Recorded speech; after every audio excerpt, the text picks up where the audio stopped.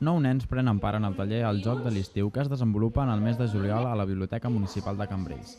En total són 3 dies que realitzen l'activitat. Ahir dilluns, dia 5, va ser el primer dia on els nens van conèixer el llop mitjançant contes populars. Els nens primer llegien el conte i després es posaven a la pell del propi llop amb una sèrie d'activitats.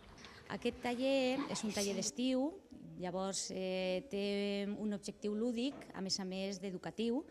Està pensat en un centre d'interès, que són els dolents dels contes, i avui tocava fer una anàlisi dels llops.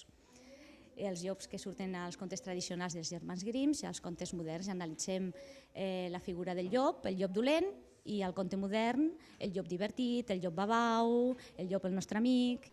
El proper dia 19 de juliol coneixeran el personatge de la bruixa i el darrer dia de taller el protagonista serà l'ogre.